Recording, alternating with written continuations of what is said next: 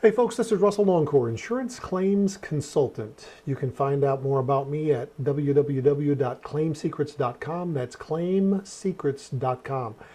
I'm coming to you today because it's the 2000 hurricane season. This is being shot on the 15th of August of 2013. We're right slap in the middle of the 2013 hurricane season, and I want to talk to you about being ready for the hurricane. Now, eventually, this year, there's probably going to be a named storm that makes landfall where you are. Now, if that's the case, now's a great time to take a look at your coverages and make sure that you have the coverages that you need and will protect you. Do not, under any circumstance, hear me loud and clear in this, do not expect that your agent will have done this correctly.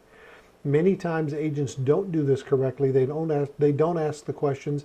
Many times in a situation where an agent is competing for your business, he's trying to get you away from one company and save, everybody on TV, watch all the insurance ads on TV. Everybody's going to save you $400 or $500 a year. Well, that's not really possible. But the point is that if your agent, if the agent that you have now got you because he competed and took you away from somebody else, you have to ask yourself the question, did he do a good analysis of what you have, or did he simply take the limits that you had in the policy that you used to have and plug it in so that there was an apples and apples comparison? You have to ask yourself that question. I can't answer it for you. The only way you can answer it is to take a look at your policy. But let's talk about contents today. In a homeowner policy, it's called coverage A is the dwelling, coverage B is other structures, coverage C is contents. And today we're going to talk about contents. Now, contents is all of it's called unscheduled, in many cases or in many policies, it's called unscheduled personal property.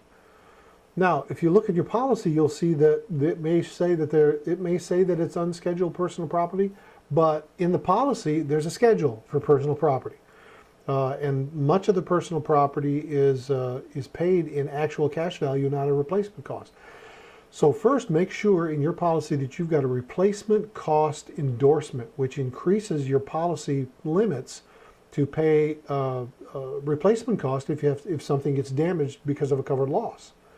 Okay, so first thing you got to do is to get an idea of what you need as far as contents coverage, because in a standard HO3 form, the contents are 50% of what the dwelling coverage is. So if you've got a $300,000 house, 50% of that's $150,000. So your contents coverage is $150,000. But here's the question you must ask: do you have, or I should say, you must ask yourself, do I have more than $150,000 of unscheduled property in my home? Chances are good that you do.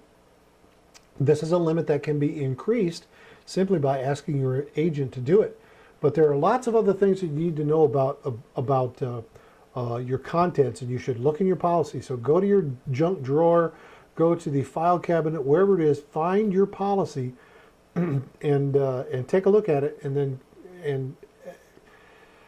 actually finish watching this with me, and then go get the policy, and then watch this again while you're looking at your policy. Some of the things that you'll find in there is a schedule of contents, and much of the contents are named peril coverage. Now let me explain. In an HO3, that's basically all risk. It's all risk subject to the terms and conditions of the policy. So unless it's excluded in the policy, it's going to be covered as far as loss. Contents are not like that. Contents are named peril policies, and there's a big schedule of like 15 different things that have to happen to your contents or it won't be covered.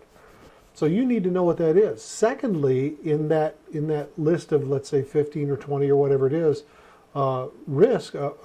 perils, there are limits in that stuff. There are limits for things like coins and money and securities and guns and collectibles and all those kinds of things. You need to look at each one of those things and look at the limits that are in there, because sometimes the limits are quite low. And if you've got things that are in your house that are substantially greater in value than the insurance pays for, and you have a fire or a hurricane or a tornado or something like that, you're screwed. You're just screwed. So in that kind of a situation, what do? Well, go through your house, and look at the stuff that you have, and you have to be the one that determines how much this stuff is worth. Now, so that's for the unscheduled stuff, right? But there are some things that if they have a limit and then the stuff you own is over the limit, then you need to schedule it. In other words, you need to put on what's called a floater on your policy, which is an endorsement that gives you additional coverage for those things. And those things could be things like your silver service, or your jewelry, your clothing, your collectibles. I mean, let me give you a story.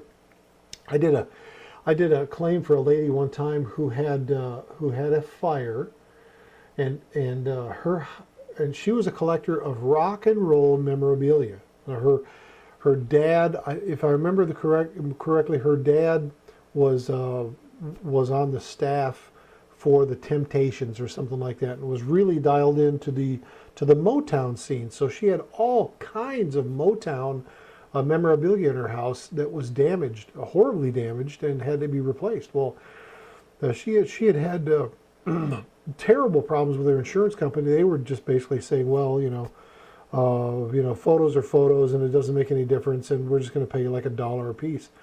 Well, we had to go through and document all of these different things that she had and find the values for them, and we got her an extra like $70,000 or $80,000 that she wouldn't have gotten. The point is that you need to do the same thing. If you've got a collection of anything, antiques or collectibles or Russian nesting dolls or guns or whatever it might be, you need to put a value on that, and then you need to insure it to value, so that in the circumstance that you have a loss, that you're going to be taken care of. And now let's talk about electronics for a moment. I wrote a book called Contents Insurance Claim Secrets Revealed. Now, I'll give you a link down below this where you can go to Amazon, and you can get this as a Kindle download. It's only like $4. But there are some real interesting things that you need to know about your electronics. For example, most of the things that would happen to your electronics as far as damaging them aren't covered under your policy. I mean, you can have a fire, you can have water damage or something like that. But most of the things that would happen to your electronics are not covered. It's in your policy. All you have to do is read the policy. If you'll go and get my Kindle book, I'll show you exactly where it is in the policy, and I'll show you how to read it. I'll show you how to take care of yourself and get the right kind of coverage for the things that really will happen to your electronics, even in your desktops, laptops, tablets, iPhone, Android, Windows Phone, Google Phone, whatever it is. All of those things have to have special insurance for the things that happen to them, like falling off, dropped. You drop a phone. Breaks the front window. What are you going to do? It's not covered usually in your warranty. Drops are not covered. If you spill water on it, or drop it in the pool, or drop it in the sink, or drop it in the toilet, it's not covered. You're screwed. There are special coverages for that, and let me tell you about it in my book, Contents Insurance Secrets Revealed. So let's bring that to a close. Contents is a very important part of the things that you live with. I mean, you spend a lot of your money on the stuff that's inside your house, not just outside your house, and you need to have the proper protection. Because here's what I know. After 22 years in the claims business, I know this. Most people haven't had a loss before when they turn in their first loss, and they have no idea what to do when it comes to turning this loss in. The adjuster comes to their house, and they trustingly, naively trust that adjuster to handle this loss for them. And I'm telling you right now, if you don't have someone, or if you don't have some kind of a way to know what the claims process is and take control of it, you're going to get paid thousands of dollars. Did you hear me? I said thousands of dollars less than you would have if you just knew what you were doing. Now, sometimes there are, depending on the size of your loss, there are consultants and public adjusters that will help you, and that's great. And you should use them. But in smaller losses, you're on your own. And if you don't have something like my books that are available for you, you're screwed. So before the losses happen, before the 2013 hurricane season goes any further, and some big storm blows up and ruins something that you have, get my books. So take a look below this video. You'll see links where you can check out my books and see if this is something that you want to buy. But buy it today. You can get done with this video, click on the link, and in 5 minutes you can be reading my book. How's that? That's pretty cool. So this is Russ Longcore, insurance claims consultant at claimsecrets.com. That's www.claimsecrets.com. Thanks so much for watching. Talk to you another time. Bye-bye.